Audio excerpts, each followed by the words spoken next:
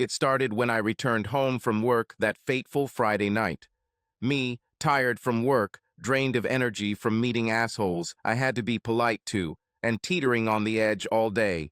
And all this before returning home to his loving wife. Yes, that was sarcasm at its best. Bob, we need to talk. It's unlikely that anything good ever came out of those 5 words. For starters, I was once the proud owner of the name Bob, which was also the first word of those 5. The person who spoke these 5 words to me was my wife Alice. It all started as soon as I entered the house. Overall, quite worrying. Of course, I said. What are we talking about? Could you sit down? When you're ready, she said, pointing to a chair at the kitchen table. I did the usual things you do when you get home.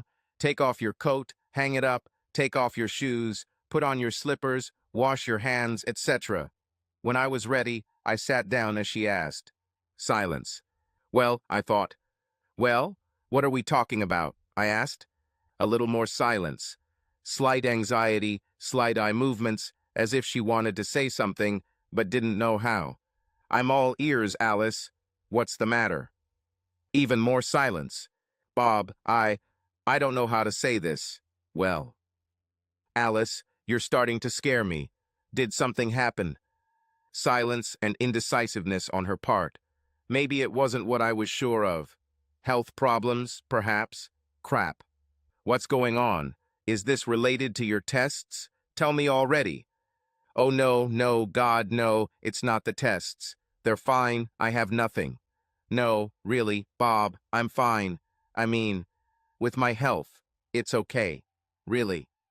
Is everything okay? Is nothing wrong? Oh God, no, it's fine. Really, don't worry, everything's fine. Really, no. Then what is wrong on earth, Alice? I'm seriously worried. Go ahead, speak up, I said. I started to feel this nasty feeling. It's time. Here it is. More indecisiveness on her part. She lowered her eyes. I started to really hate the way this was unfolding. Even though I was well prepared, I began to feel real fear and anxiety. Focus, dude. Don't forget your preparation. Bob, I really don't know how to say this. What, Alice? Speak. Oscillations. Still looking down. Bob, I'm unhappy. Deafening silence. What? She looked into my eyes. No hesitation this time. Right in the eyes. I am not happy. What? What do you mean? I said, starting to feel the fear become real. I knew this would happen, but I still felt like all my preparation was in vain. Focus, idiot. Did I do something? Did I treat you badly? I blurted out, my voice almost shaking. Oh God, no, Bob, no, it's not something you did. Or, something you didn't do, she rushed to answer. She lowered her eyes again. You didn't do anything. It's not about you, she continued hesitantly. It's about me. I'm just unhappy. But I don't understand. What in your life makes you unhappy? Did I neglect you? Or put pressure on you? Or... God, no, Bob, no. I already told you, it's not you. It's me. I'm unhappy. It's not you that doesn't make me happy. It's just, I'm unhappy. I'm just not. Alice, I'm sorry, but I don't understand. What in your life makes you unhappy?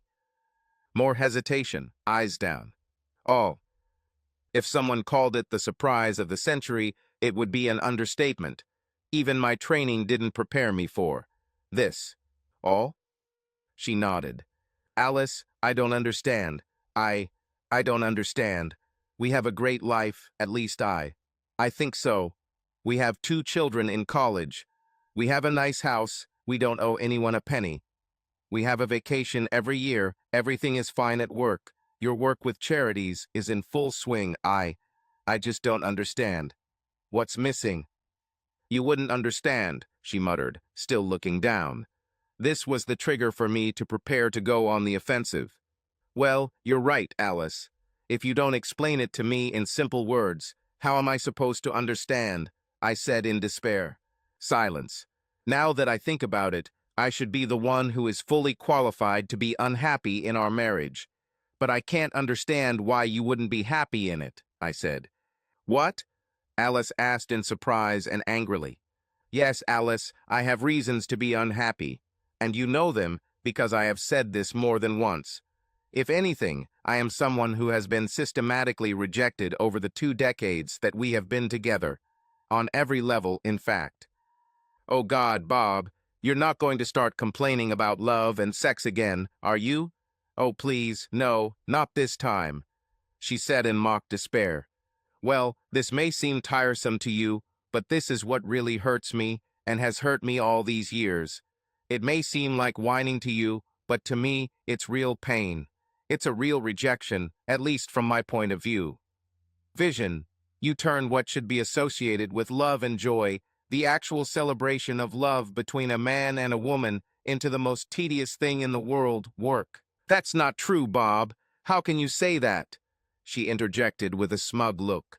Are you saying you didn't enjoy being with me? On the contrary, Alice, I'm saying that you probably didn't enjoy intimacy with me, and that's probably the reason you cut me off, I objected. It's all clear now. You must have been unhappy for quite a long time to treat me like that. I felt rejected for 20 years, except for the period from the time we met until the wedding, and that's probably because. Because what, Bob? She screamed. The way things were unfolding, I could tell she was starting to get annoyed by the second. Because I had no intention of marrying you, Alice, that's why. Explosive silence. If her looks could kill, I would already be dead. But she's not from Krypton, so I stayed alive to continue. It was you who wanted to marry me. I was going to marry Helen. But I ruined everything, didn't I? Royally, because I cheated on her with you. Don't you remember that? What the hell? Is it my fault that you cheated on Helen? She screamed. And in all this, what? Do you regret marrying me? You got a bad deal, me instead? So I became your victim? Oh, poor little Bobby, she exclaimed, raising her hands in the air. Do you understand how humiliating this is for me? And for you too? You poor little victim of my spell? God. Well, you definitely made her your victim, and to be honest, so did I, in the worst possible way. I cheated on her with you, not with anyone else, with you. I want to marry you so desperately, and I will stop at nothing to achieve this. You told me, have you already forgotten? Silence. No, it was true, she said. But you wanted me as much as I wanted you. If you didn't want me, you could very well have done nothing with me. You weren't a child. You were a grown man. You can't take responsibility for your actions, which supposedly came straight from your heart, as you said, and you throw them in my face now, 20 years later, Bob. Incredibly pathetic. Of course, you're right, Alice. We both know that I can't blame you for my actions. It was your actions that took my ego and sent it sky high, but most importantly, they clouded my judgment to the point where I completely fell into your embrace. You charmed me to the point that I left my future bride and married you instead. Oh, so now I'm the devil's siren. Bob, if you keep this up, I'll throw up, I swear, she said. This is a new level of low for you. I can't believe it. Oh, I know, that really sounds so pathetic that I want to slap myself in the face just for saying that. I agree with you. Like it's your fault that I cheated on Helen, even if it was with you well. To be honest, actually, yes, it really was partly your fault. If we're being honest, you were the one who was targeted. Betrothed a man who was preparing to marry another woman, a good woman, by the way, no, make it a woman made of pure gold, and stole it. If we're being honest, that act alone makes you an unethical piece of trash, stealing men from other women. No sweet talk, it's all you. What you said? She exclaimed. She looked at me with her mouth open and eyes wide. She just couldn't believe I said it, I could tell. So I continued. You heard me. However, in fairness, the man involved, in this case me, could have sent you away. I didn't, so I'm 1,000 times worse than you. Cheater, nothing. Fucking zero with a hole in the middle, the size of the damn universe. This moment is definitely not yours. I was not strong enough to resist you. But I was so fascinated, hypnotized by the whole thing with you, that I called off my wedding with Helen and married you. In an instant, and you know how she took it, right? She was devastated, broken into pieces. And you know I couldn't forgive myself for years because of all this. Damn, she forgave me much faster than I did.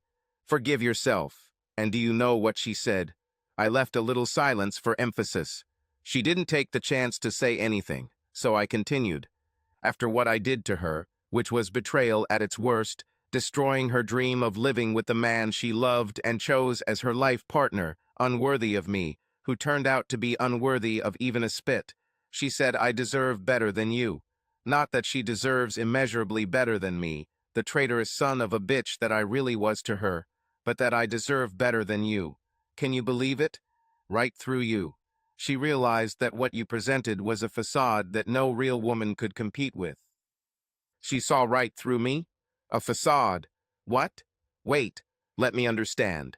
So, besides being a siren straight from the fiery pits of hell, enchanting you, an unethical piece of trash, stealing men, seducing the innocent and pure you from the golden goddess Helen, who, by the way, always scolded you at every opportunity, in private and in public, which I could not even imagine another level of the royal bitch that she was now. I'm also a fake liar. What the hell is Bob? She said, clearly annoyed. Oh yes, my dear Alice. You really were a fake, but I don't think you did it on purpose, I said, which felt like a slap in the face.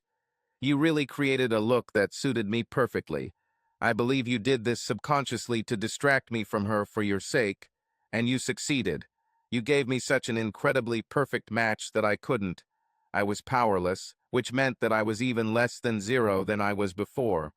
Helen, to her immense credit, tried to explain this to me even then. In a vain attempt to save our wedding, she said, I know that I am. I'm not perfect. I know she seems perfect to you. I see it. I see the way you look at her. But I have to tell you, something like a woman to a blind man whom I love, and who once reciprocated my feelings.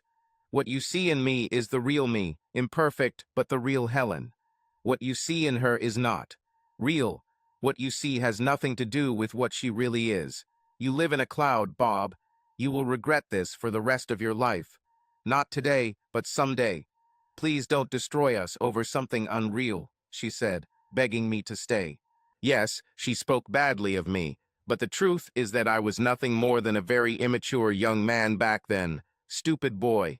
However, she tried to reason with me, even knowing that it would be in vain, and she really begged me to stay, but I left her and married you, of course, because she was absolutely right. I lived in a cloud about everything. We could talk for hours about any topic and could communicate on a level that I had never experienced before, and it included sex, intimacy, humor. Hell, it was all similar to telepathy. I have never felt such an instant connection between the brains on all levels before. Oh, I'm so sorry, my poor Bob. I'm sorry from the bottom of my heart. In fact, I'm very, very sorry for trying to be the perfect woman for you. Do you even understand how pathetic you are whining about how was I perfect for you? She said with a slight disgust in her voice. This is a new level of pity. Oh, don't get me started, Alice. If this were true about us, I wouldn't complain. I would cherish this happiness, this bliss, and take it with me to the grave, dying a happy, smiling man. However, when we got married, and you got pregnant, and we had twins, that's when everything changed. I instantly became a pariah in my own home almost overnight. All the previous instant connections were broken.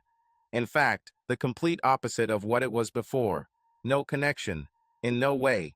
A completely different Alice in every way, belittling me as a man, as a person, as, like everything, at every opportunity, even going so far as to undermine the most sacred thing, my relationship with my children. She just looked at me with her eyes wide open.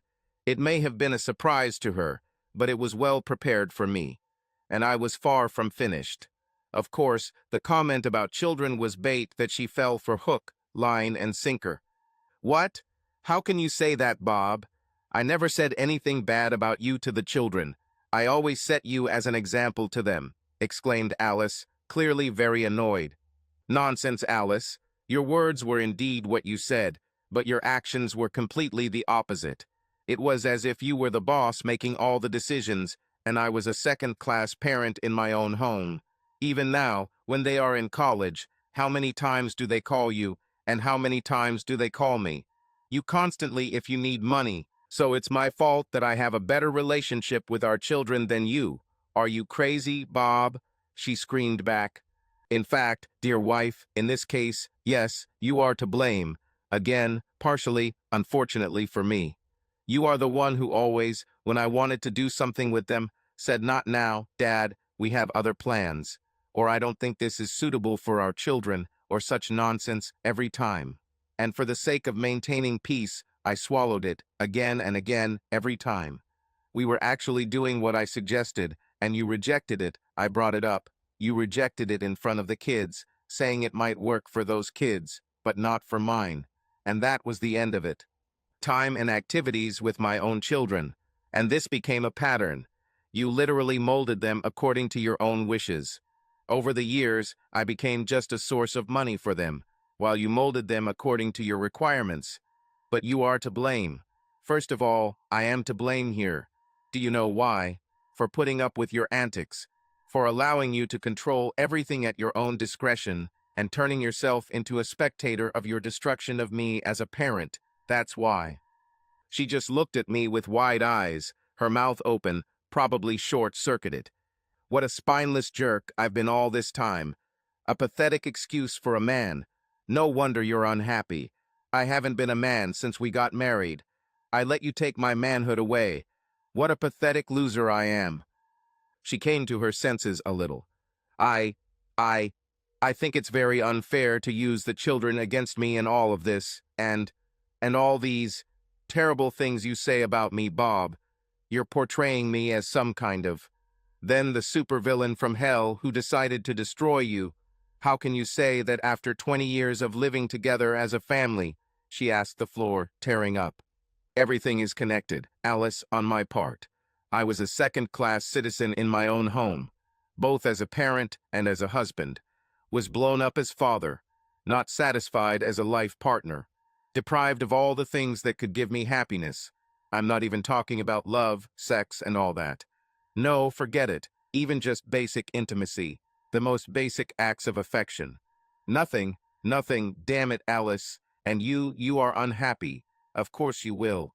With the spineless idiot of the century who lost his courage because of your whims, how could you ever be happy? It's funny that by depriving me of my masculinity, you ended up depriving yourself of the man in your home and ended up killing your own happiness. Talk about shooting yourself in the foot. Literally, you made yourself a victim. Ha ha ha, how funny.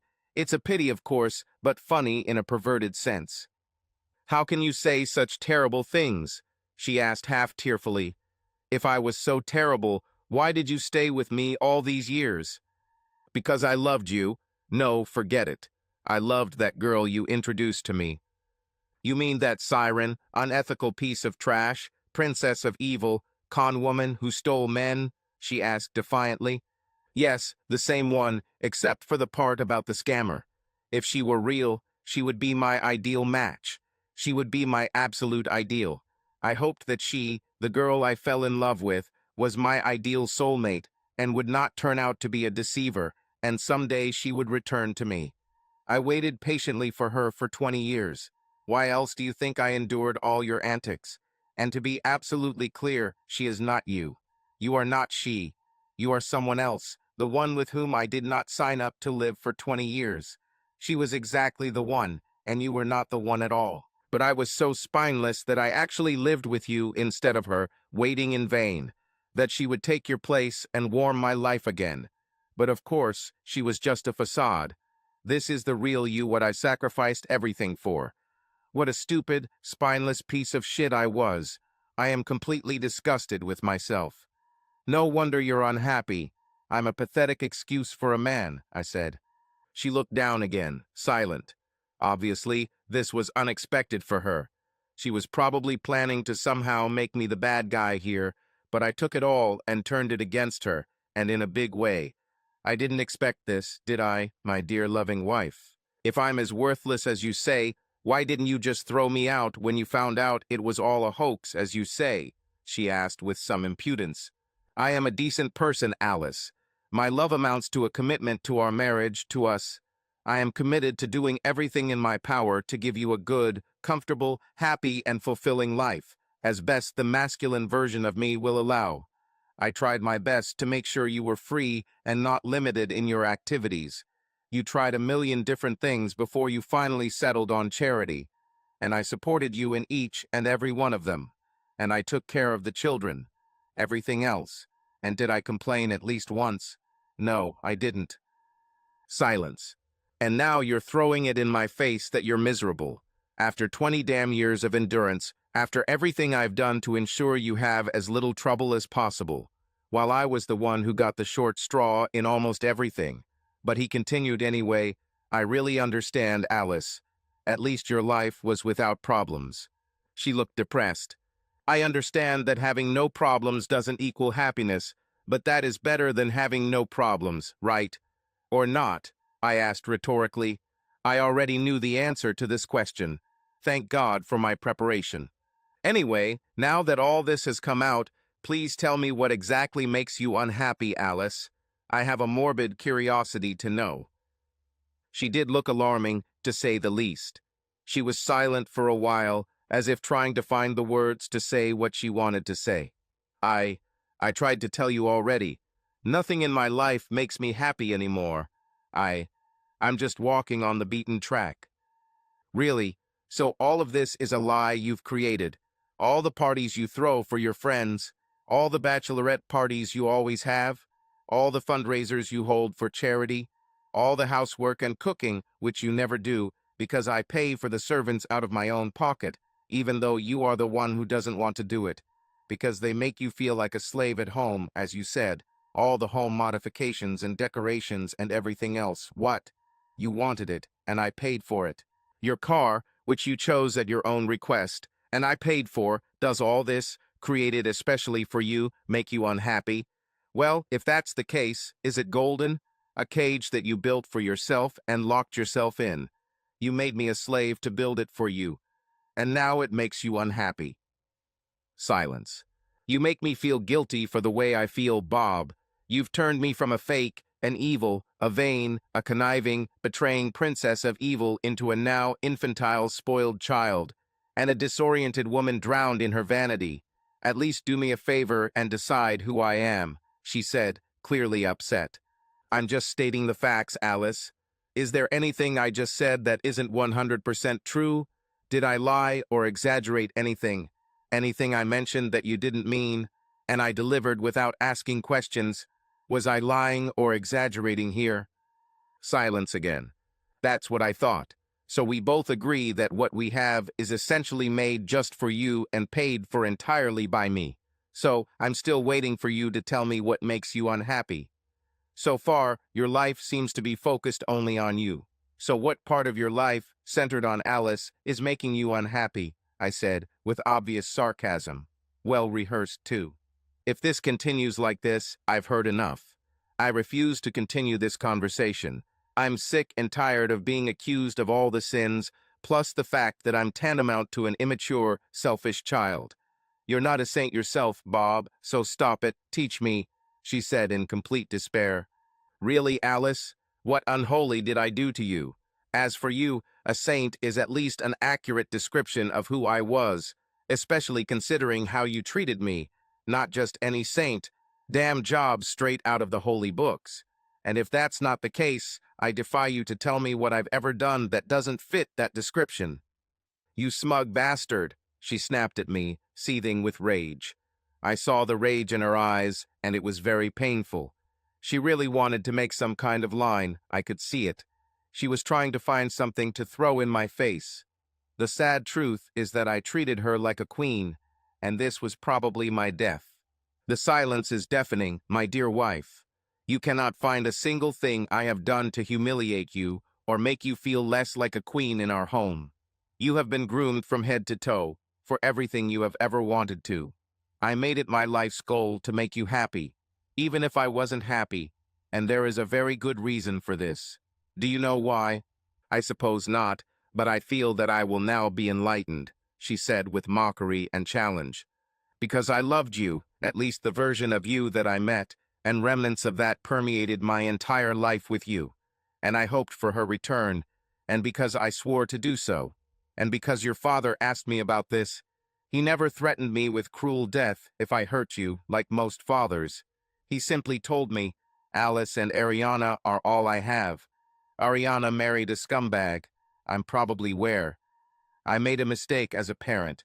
If you don't turn out to be another bastard, then I'll know I did at least something right, he told me. He died just a few months later, and I decided to make him smile in heaven. He was a great man, a truly great man. Unlike me, an absolute zero. At least I met a real man in my life, even if it was your father. Alice was gloomy. So after all this, my dear loving wife, I'm still waiting for you to tell me what makes you unhappy. Clearly pissed off, depressed, angry, upset all in one, she hesitated a little. Well, since you're Mr. Biff's perfect, and since I have no excuse for my feelings that the almighty saint you don't approve of, I think I'll stop this farce of conversation now. You're making me look like a fake, evil, vain, conniving, betraying a spoiled princess, and that is in no way acceptable, especially for a conversation between adults. I won't allow myself to be humiliated like this. What you are and what you are not has no bearing on this conversation, Alice. What does this mean now? She screamed. It means exactly what I said. Who you are is not part of this conversation, at least not yet. Just what you feel. You feel unhappy. That in itself does not make you something. In the end, you have the right to feel whatever you want. What makes you someone is what you do with what you feel. And that, my dear wife, remains to be seen. One more time, for the last damn time, what the hell is making you unhappy? Tell me, for God's sake, I screamed at her. You make me unhappy. You and your holiness, your self-righteousness, your everything. You make me unhappy, she screamed. Another deafening silence. All these years I had no purpose in life. Everything was about you. Your career, your friends, you. It's like I have no other reason to exist other than to be part of Mr. Bob's universe. I'm sick of everything. What the hell are you talking about, Alice? You were free to do whatever you wanted. I never told you to do anything. You never accompanied me to professional meetings, which, by the way, all the significant others from the company did. You were the only one who didn't. It all bored you to death, as you said, and I accepted it. I always found something to justify your absence, however, at your professional meetings and your damn charity events and whatever. No matter what, if you wanted me to be there, I was there. It was the other way around, Alice. I was just a decoration in your universe, not you in mine. I said as calmly as I could. I thank all the gods for my preparation. Fuck you, Bob, you smug bastard, she screamed at me. Yes, Alice, you're right. Fuck me, a narcissistic bastard who never cared about his wife's needs. How right you are. Fuck that stupid fucking idiot.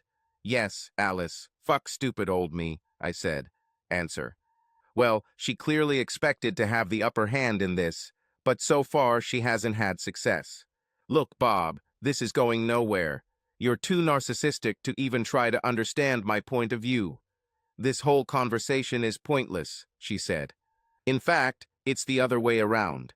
Repeatedly, over and over again, asked to explain to you what makes you unhappy. You give some very weak excuses, I refute them, and then you accuse me of being narcissistic and the source of your unhappiness. The truth is that logic doesn't agree with what you're saying, and neither does our history. And just throwing around feelings that by definition shouldn't follow any logic or history, as if I don't have feelings of my own, as if you have the exclusive right to feelings in this house. Well, it really insults my intelligence, I told her. Anyway, I continued, you have a fundamental right to feel whatever you want, even if it's all logically and historically indefensible and essentially all in your head. Still, it's your right to feel whatever you want. So, I'm making you miserable because I'm narcissistic and it's all bullshit, and it's insulting to my completely selfless and absolute devotion to you. But still, if that's what you feel, that's what you feel. What you feel. The mind will probably achieve nothing in your case, as it has not done in the last 20 years. There is no reason to suspect that it will now. So, given that you feel unhappy, What do you want to do about it? Silence. Look down again. Here it is. I think we need some space between us for a while, she said almost in a whisper. Distances? What do you mean? I mean, maybe I should, take a little break, maybe not live together for a while, put a little distance between us, just to see where this is going. I need to sort out my feelings. So you want us to break up? N. For a short time. Why, yes, that's what I meant. I meant? F. I bet. I mean, I see. Do you want to separate, like in a divorce? No, I wasn't talking about divorce. I just need a little space and time to find myself. I feel lost and confused. I need to understand myself. Oh, I see. I pretended to think it over and continued. Okay, if that's what you want, then so be it. She didn't expect this. Her eyes opened wide. I continued. If you want to break up, we'll break up. You can leave at any time. Her look was priceless, complete surprise. Before you go, I continued, we will need to sign a formal separation agreement. After all. What are you talking about? She interrupted, completely stunned. Should I leave my home? In fact, you are leaving my house, Alice. It was bought with my money, it is in my name, and until we are officially divorced, it is still mine. So yes, you are leaving my house after. How you will sign a formal separation agreement with me in which we both will specify the exact terms of the separation, which, if either of us violates, we will head straight for divorce, with cause depending on the specific type of violation. I don't know what to say, she said, truly surprised. What the hell, Alice? Do you think that I will be your eternal savior, your saint, your guardian angel, your fool for life? Living apart means that we are not living together. Not living together plus the fact that this house mine, and I refuse to tolerate your whims and whims, means that you pack up your things and leave this house. When you leave this house, you take your life into your own hands, subject to the provisions of a mutually agreed upon separation agreement, if there is one. If you agree to such an agreement and terms, we will maintain minimal contact for a pre-agreed time, provided, of course, that we both adhere to the mutually agreed terms. If either of us deviates, it is straight to court. No further contact. Sharks. If we both behave ourselves, then we'll see where we are once the separation is over. Silence. Do you hate me that much? She muttered, almost ready to cry. Stop this idiotic farce, Alice. This is not working. This is what you asked for. You want to go out, I'm giving you a way out. However, I will not leave my house, so if you want to go out, come out. So, what will you choose? Will you stay or leave? And if you leave, separation or divorce? Silence. I need to think about this. I have a lot to think about, she said, seeming a little lost. In fact, my dear Alice, you don't have much time, I said, rather decisively. What do you mean? She asked. You don't have much time to think. It's simple, stay or leave, and if you leave, separation or divorce. You think this is even a choice? I can't believe it, she said. Actually, it's very much a choice. I understand that it should have been different in your head. I should have been a fool again and just left when you told me. For you to find yourself in the comfort of my own home, doing God knows what with God knows who, while I spent my days and nights in a motel or worse, waiting for you to decide if you found yourself and want me back, or for you to tell me to get lost otherwise. Slave to your whim. Isn't that what you had in your head, dear Alice? I asked with a good dose of venom in my voice. You're accusing me of cheating now? How dare you? Cried a completely surprised Alice. Oh, stop it, Alice. Stop the theatrics. Yeah, if you want to find yourself and all that bullshit, you probably just want to have sex left and right, try something new, like some of your girlfriends did a lot of the time, while their idiot husbands were waiting for them. You probably wanted to do all this, see what you missed all these years, and in the comfort of my home, at the expense of the idiot of the century, good old me. Either return to me with repentance for all the inconveniences caused, or with another piece of meat. Well, I won't have that for you. Do I have the right to know if we are heading towards separation or heading towards divorce? At least I have the right to know. Yes, the preparation worked. She was truly shocked by all of this. Things didn't go as she planned. I, I need to think about all this. Can you give me some time? She asked. You threw that tone of crap in my face, and now you want time? I said and started laughing. She seemed shocked. Tomorrow at lunchtime, I announced. That's all the time you have. Make sure you think it through, because after this, I'll make decisions for both of us. She just stood there, looking at me with her eyes wide open and her mouth agape. I got up and headed to the bedroom. I took her personal belongings along with the pillow, sheets, and everything, put them on the table outside the room, went back in and locked the door. I heard her steps. She hesitated at the door, but she was smart enough not to create a conflict. She simply took her things and went to the guest room. I was sure she would be on the phone for a long time that night.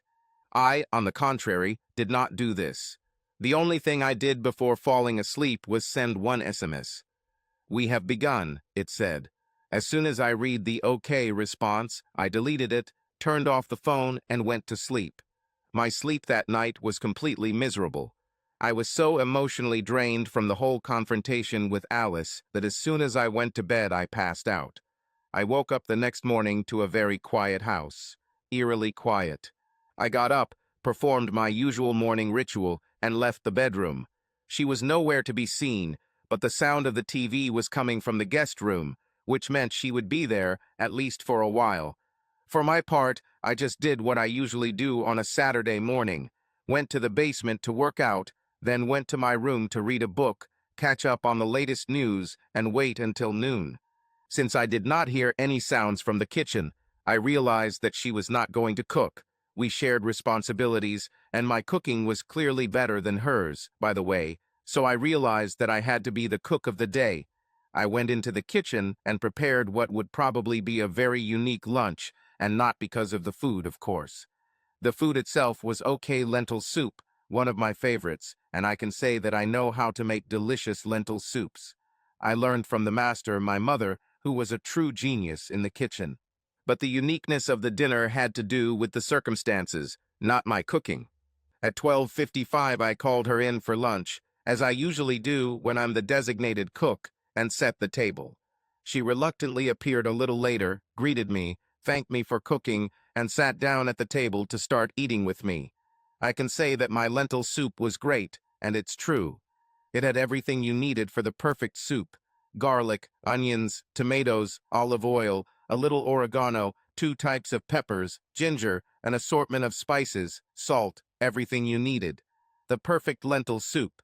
But I didn't hear a single word of praise from her. Not a single word. She simply ate with a gloomy face. What ingratitude. After we ate in silence, I cleared the table. She just sat there, passive, with a face of defeat, even resignation. How different this face was from yesterday, when she told me with determination to sit down at the table before I had time to get ready after returning home. When I finished, I sat down opposite her and just watched. She felt awkward, I could see it. Finally, she spoke. Bob. Yes? I was thinking about those things that we discussed yesterday, you know. Of course I know. Well, I made a decision. Okay, I said, waiting, like a half question. Yes, Alice. Think that I, Come on, Alice, it can't be that hard. Just say it, I said, half laughing.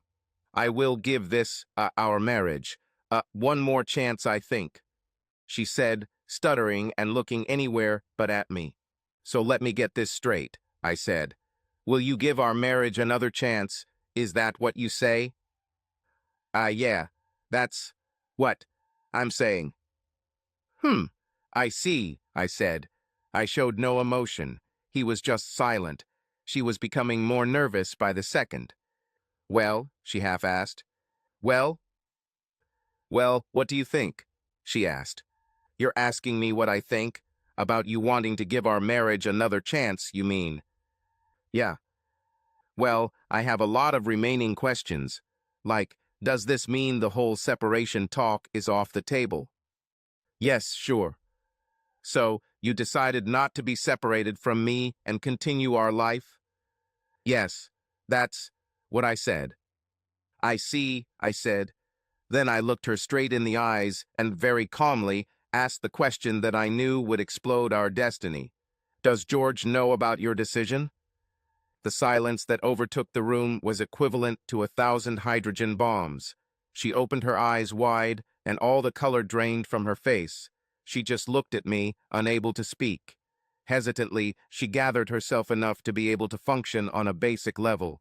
D. George, who? Oh, please, Alice, don't underestimate my intelligence to this level. It's simple, simple. I said, gritting my teeth. My blood pressure was starting to go through the roof. Then I exploded. We both know which George we're talking about, Alice. George Mason. George Bloody Mason, that's who. George Bloody, who's sleeping with my wife Mason. Mason, that's who. What? The...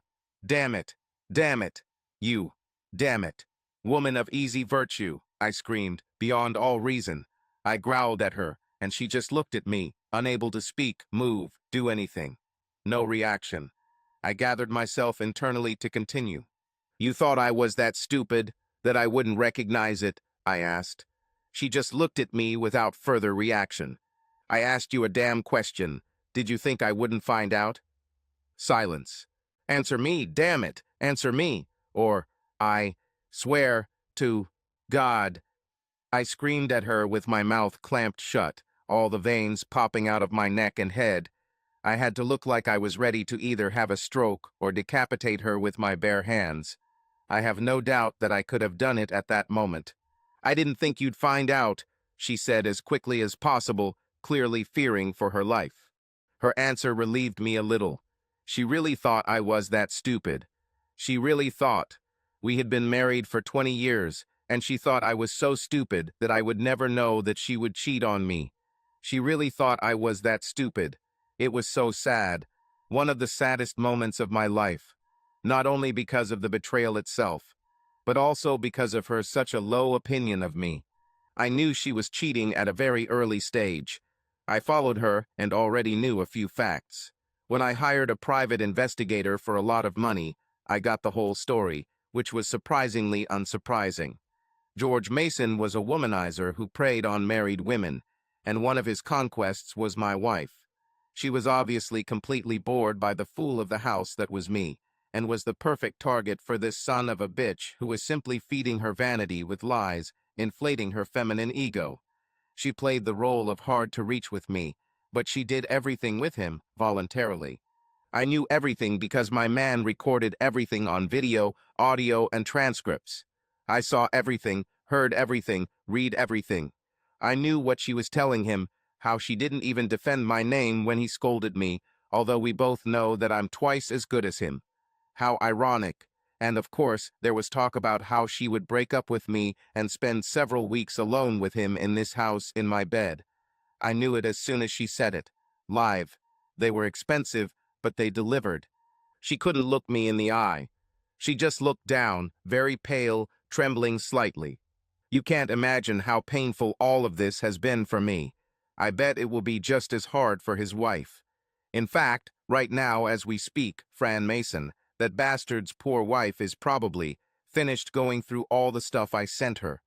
If my information means anything, she'll probably throw him out on the street, and rightfully so. Her eyes widened as soon as I said those words. Right at that moment, her phone rang. And he's probably trying to talk to you to find out what the hell happened. I can honestly tell you that it's not in your best interest to talk to him. If I were you, I'd miss that call, said me looking into her eyes. My position left no questions. She didn't even answer the phone. The phone stopped ringing. Complete silence in the room. Yesterday, I told you to make a decision, because after lunch, I will make decisions for both of us. Well, dear wife, I will keep my promise. WH, what do you mean? I said, dialing the preset number on my phone, letting it ring once, and then stopping the ringing. I'll do as I said. It's 1 hour and 45 minutes, so it's after lunch, and I'll make decisions for both of us. The doorbell rang. Open the door, Alice. This is for you. Who is this? She asked. Open the door, and you will find out. She reluctantly went to the door and opened it. There stood a pretty girl with a shoulder bag, chewing gum, holding a pen and paper for signatures. Are you Miss Alice Jones? Why, yes, that's my name. Please sign here. What is this? She asked. The girl didn't answer. She simply handed her a pen, chewing her gum, looking at her half bored and half expectantly for her to sign so she could leave. Alice signed, and the girl took the pen and signed paper, then opened her bag, took out a manila envelope, and handed it to her. It's been handed to you, she said, handed her the envelope and left. She closed the door as if in a trance. She was shaking. Bob W. What is this? She asked, ready to faint. A little parting gift for my dear loving wife. Yesterday you wanted a separation, but you changed your mind today because you realized that I don't fall for your bullshit. Today I want a divorce. There will be no change of heart this time, and you can rely on this. I'll keep the house and pay you your share of the money. I'm leaving this house for a week to give you time to pack your things and figure out what you want to do and how. Divorce? She asked, collapsing onto the couch, ready to start crying. Yes, Alice. Divorce? I'm fair. I don't ask for anything. Our children are in college. I took care of their education. I don't demand anything from you. I just want to get this over with. I want to start my life over again. I want to spend the rest of my days living, and not like this. And I'm afraid that this is only possible away from you. By the way, I'm fair and generous, but please don't try to do something stupid. I'll completely destroy you. That awaits you if you decide to do something stupid. You will accept my terms, and that will be the end of it. No questions asked. She started to speak, and then lost her composure. She began to cry, sobbing non-stop. I approached her. I hugged her one last time and said, I'm really sorry too. I wanted to spend the rest of my life with you. But it just wasn't meant to be. I'm really, really sorry. I really am, I said, trying to calm her down. She just hugged me like a boa constrictor, not allowing me to breathe. I slowly freed myself from her, went to our room, took a suitcase, filled it with the most necessary things and clothes for the week, closed it, and headed out. She cried, sobbed. She couldn't say a word. There was no point. She understood, but still, it was too much. I wish you a good life, Alice, I said, and left the house and married. Helen, I wish you all the best. I was never good enough for you. I hope you got what you deserve. I wish you a good life. You deserve it. I stained our lives, and I deserve everything I got. You are not. You're better than me. I don't deserve a second chance with you. I'm toxic. You deserve better. I'm not the one you need. I wish you a good life. For me, it's now an uphill battle. I hope I can handle it. Who knows?